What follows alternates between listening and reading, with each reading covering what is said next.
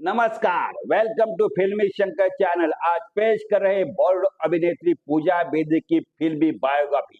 जानते हैं, अभिनेत्री पूजा बेदी को अक्सर लोग बोलते थे कि आप तो एक बड़े घर में पैदा हुई हो।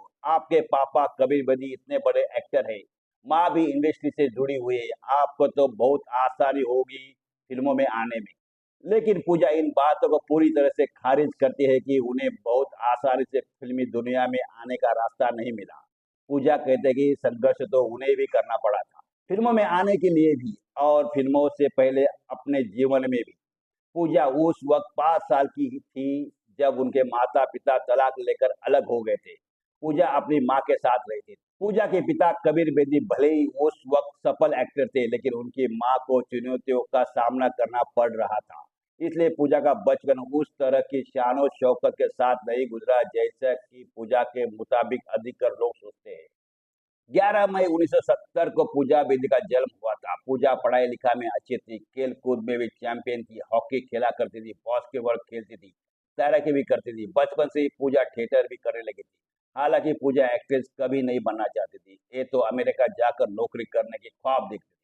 अमेरिका गई भी थी, लेकिन वहां इनका मन नहीं लगा। पूजा भारत लौटना चाहती थी, मगर लौटने का कोई बहाना उन्हें नहीं मिल रहा था। एक दिन वो छुट्टियां में भारत आई तो उनकी मुलाकात हुई जगमोहन मुद्रा से, जो उन दिनों विश कन्या नाम से एक फिल्म बना रहे थे। जगमोहन मुद्रा ने इन्हें विश कन्या फिल्म में काम करने का ऑफर दिया। शुरू में तो पूजा ने साफ तौर पर इनकार कर दिया था, लेकिन बाद में उन्होंने सोचा कि अगर वो ये फिल्म साइन कर लेंगे तो उनके पास अमेरिका छोड़कर भारत फिर से वापस लौटने का एक बहाना हो जाएगा। यूँ तो पूजा को विश करना फिल्म की स्टोरी जरा भी पसंद नहीं आई थी, लेकिन उन्होंने फिर भी वो फिल्म साइन कर ली।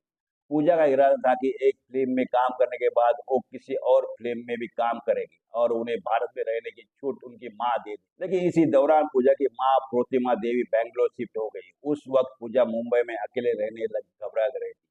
उन्होंने अपनी माँ से कहा कि मैं भी यहाँ अकेले कैसे रहूंगी। तब उनकी माँ ने कहा कि अब तो तुम फिल्मों में काम करने लगी हो, कमाने लगी हो, अब तुम अपना ध्यान खुद रख सकती हो। बस फिर क्या था, अपना खर्च चलाने के लिए पूजा को पैसा तो चाहिए था, तो उन्होंने मॉडलिंग स्टार्ट कर दी। पूजा को फिल्मों के ऑफर भी आने लगे। दूसरी फिल्म जिसमें पूजा ने काम किया था वो उनके फिल्मी करियर की सबसे शानदार फिल्म थी।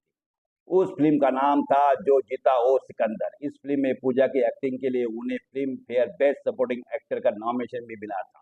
इस फिल्म के बाद 1983 में पूजा ने 3 फिल्मों में काम किया, लुटेरे, फिर तेरी कहानी याद आई और मोहन बाबू के साथ एक तेलुगु फिल्म। साल 1995 में पूजा बेदी ने आतंक ही आतंक नाम की एक फिल्म में छोटी सी भूमिका निभाई और फिर फरहान फर्नीचर वाला से शादी करके पूजा ने फिल्म इंडस्ट्री को पूरी तरह से छोड़ दिया था। इनके पति नहीं चाहते थे कि शादी के बाद ये फिल्मों में काम करे। पूजा के 2 बच्चे हैं। आज पूजा की बेटी अलिया फर्नीचर भी एक एक्ट्रेस है और साल 2021 में आई फिल्म जवानी जाने मन के लिए आलिया बेस्ट फीमेल डेब्यू का फिल्म फेयर अवार्ड भी जीत चुकी है। वैसे तो साल 2003 में पूजा बेदी ने फरहान फर्नीचर से तलाक ले लिया है। बाद में पूजा इक्का दुक्का फिल्मों में और कुछ टीवी शोज में नजर आ चुकी है।